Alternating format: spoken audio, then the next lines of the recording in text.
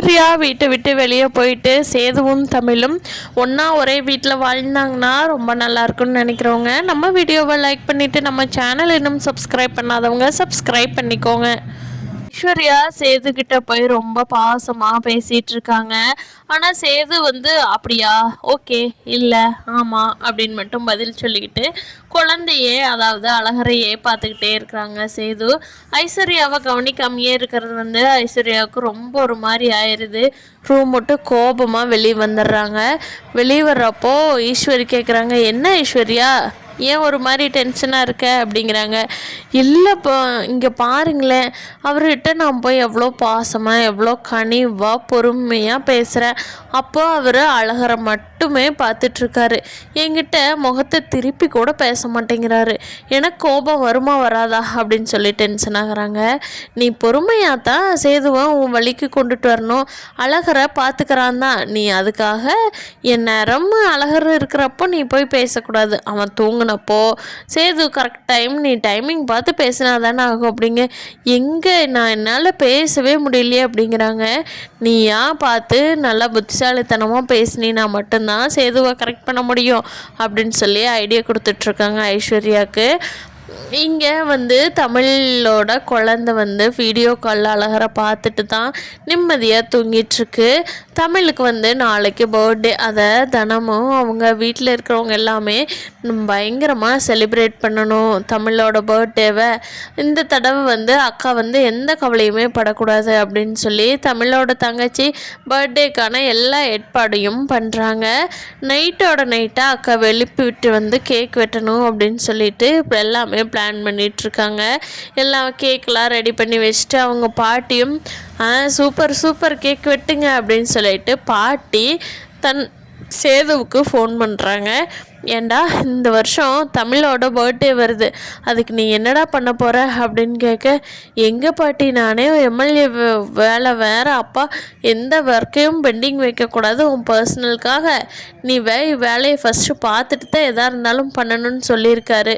நான் தான் இப்போ தான் வெளியில் போயிட்டுருக்கேன். நான் எங்கள் பாட்டி பர்த்டே செலிப்ரேஷனுக்கு வர முடியும், நான் என்ன கிஃப்ட் பண்ண முடியும் அப்படின்னு சொல்லவும், ஜோ உனக்கு எப்படா வேலைன்னு ஏன்டா இப்படியே வேலைன்னு ஓடுற, சரி வீட்டுக்கு வந்தோடனே எனக்கு கூப்பிடு அப்படின்னு சொல்லிட்டு பாட்டி ஃபோனை வச்சிட்றாங்க.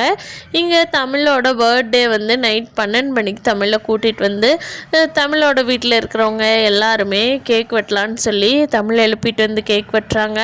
அப்போது குழந்தையும் எந்திரிச்சிருது. குழந்தையோட தமிழ் குட்டி பாப்பு கேக் சாப்பிட்றீங்களா அப்படின்னு சொல்லி பாப்புவை மீனாட்சியை கொஞ்சிக்கிட்டே தமிழ் கேக் வெட்டி சந்தோஷமாக செலிப்ரேட் பண்ணுறாங்க.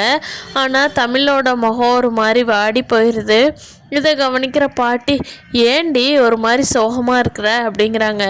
குழந்த பிறந்த உடனே வர ஃபஸ்ட்டு பர்த்டே பாட்டி இது. எனக்கும் அழகர் என் கூடயே ஃபுல்லாக இருந்தானா, அதனால் எனக்கு அழகரை விட்டுட்டு இருக்கிறதுக்கு மனசே வர மாட்டேங்குது. அழகரும் கூட இருந்தான்னா என் பர்த்டே ஃபுல்ஃபில் ஆன மாதிரி எனக்கு இதாகும். எனக்கு வேறு எந்த பர்த்டே கிஃப்ட்டும் வேண்டாம். எனக்கு அழகரும் மீனாட்சியும் இன்றைக்கி என் கூடையே இருந்தாங்கன்னா போதும்னு நான் நினைக்கிறேன் அப்படின்னு சொல்லி தமிழ் சொல்கிறாங்க. அதுக்கு பாட்டி, என்னடி உங்கள் விதியே இப்படித்தான் இருக்குது, அழகர் ஒரு பக்கம் மீனாட்சி ஒரு பக்கம் இருக்கிற மாதிரி தான் நிலைமை இருக்குது. இந்த இதில் போய் நீ அழகரை பார்க்கணுன்னு சொல்கிறியே எப்படி? சரி, பிறந்த நாள் அதுவுமா நீ ஆசைப்பட்டுட்ட, போய் இன்றைக்கி அழகரை பார்க்க வேண்டியது ஏன் பொறுப்படி அப்படின்னு சொல்லிட்டு நீ போய் நிம்மதியாக தூங்கு, நானாச்சும் உனக்கு அழகரை காட்டுறதுக்கு அப்படின்னு சொல்லி தமிழில் சமாதானப்படுத்தி நைட்டு தூங்க சொல்லிடுறாங்க.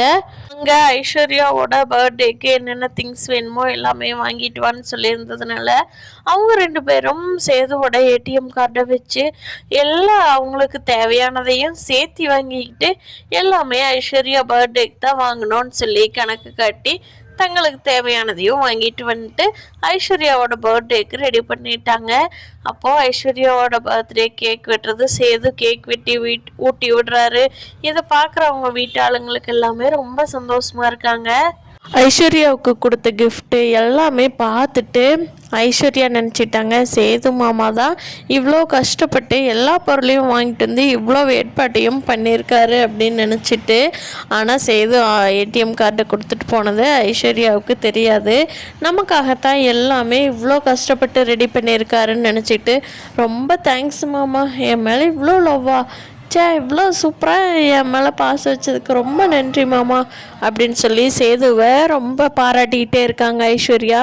சரி சரி அப்படின்னு சொல்லிட்டு அழகர் அழுகவும் சேது அழகரை பார்க்க போயிட்டாங்க. காலையில் ஒரு ஆட்டோ வந்து வாசலில் நிற்குது. ஈஸ்வரி வாசலுக்கு போய் பார்க்குறாங்க. அங்கே பார்த்தா தமிழும் பாட்டி எல்லாருமே வந்து நிற்கிறாங்க. என்ன தமிழ் இந்த பக்கம் அப்படிங்கிறாங்க. பாட்டி சொல்கிறாங்க, இன்னைக்கு அவள் பிறந்த நாள், அதனால் அழகரை பார்க்கணுன்னு சொல்லிட்டு வந்திருக்கிறான், போய் அழகரை கொண்டுட்டு வந்து காட்டு அப்படிங்கிறாங்க. ஓ, இன்னைக்கு தமிழோட பிறந்த நாள் இல்லை? ஆமாம் ஆமாம், அழகரை நீ பார்க்கணுமா? அவள் ஹாலில் தான் தூங்கிட்டு இருக்கான், போய் பாரு தமிழ் அப்படிங்கிறாங்க ஈஸ்வரி. அப்போது தமிழுக்கு தன்னோட பழசிய ஞாபகங்கள்லாம் வருது. என்ன ஆனாலும் இந்த வீட்டுக்குள்ளே நான் வரவே மாட்டேன், கால் எடுத்து வைக்க மாட்டேன் அப்படின்னு சொல்லி சத்தியம் பண்ணினது தமிழுக்கு ஞாபகம் வந்துடுது.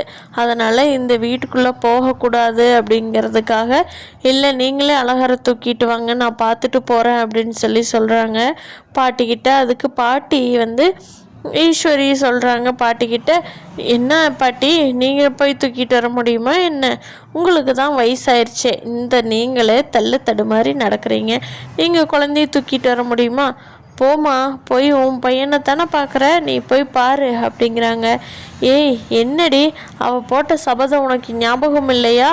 அவளை போய் குழந்தைய பார்க்க சொல்லி உள்ளே போன்னு சொல்கிற, போய் எடுத்துகிட்டு வர போறியா? என் பேரனுக்கு ஃபோன் பண்ணி கொண்டுட்டு வந்து காட்ட சொல்லட்டுமா அப்படின்னு கேட்குறாங்க. ஓ, உங்கள் பேரனுக்கா? கூப்பிட்டு நீங்களே காட்ட சொல்லுங்கள்.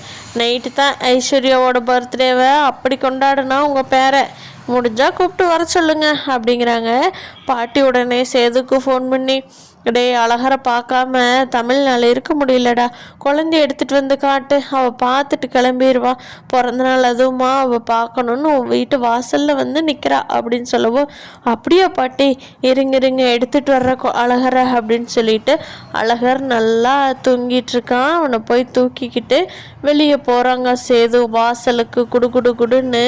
அப்போ அதை பார்த்த ஐஸ்வர்யாவுக்கு, என்ன மாமா முகத்தில் இவ்வளோ பிரைட்னஸ் இருக்குது, அது குழந்தைய எடுத்துக்கிட்டு போகிறாங்க, குழந்தை தூங்கிட்டு இருந்த குழந்தைய எதுக்கு எடுத்துகிட்டு போகிறாங்க, முகத்தில் என்ன இவ்வளோ 1000 வாட்ஸ் பல்ப் எறிகிற மாதிரி இவ்வளோ பிரைட்னஸ் தெரியுதே அப்படின்னு சொல்லி பார்க்குறாங்க. வாசலில் பார்த்தா தமிழ் வந்து நிற்கிறாங்க. ஐயோ, இவதுக்கு இங்கே வந்தா, மாமா எதுக்கு போகிறாங்க தமிழை பார்க்க அப்படின்னு சொல்லி ஐஸ்வர்யா நினச்சிட்டாங்க. குழந்தைய எடுத்துக்கிட்டு தமிழோடவே மாமா கிளம்பிட்டாரோ அப்படின்னு நினச்சிக்கிட்டு அம்மா ஐஸ்வர்யா ஓடி வர்றாங்க சேதுவோட பின்னாடியே. அப்போ பார்த்தா குழந்தைய தமிழ்கிட்ட காட்டிட்டு வீட்டுக்குள்ளே எடுத்துகிட்டு வந்துட்டாங்க சேது. ஐஸ்வர்யாவுக்கு இப்போ தான் ஹபாடா பரவாயில்ல, எப்படியோ தமிழ்கிட்ட காட்டிட்டு வந்துட்டார். அவர் போன அவசரத்துக்கு எங்கே தமிழ் கூடவே போயிடுவாரோன்னு நினச்சேன். இந்த குழந்தை தான் நமக்கு இடைஞ்சலாக இருக்குமோ, குழந்தை இல்லைன்னா நம்ம கூட ரொம்ப பிரியமாக இருப்பாரோ மாமா அப்படின்னு சொல்லி ஐஸ்வர்யா யோசனை பண்ணிகிட்ருக்காங்க.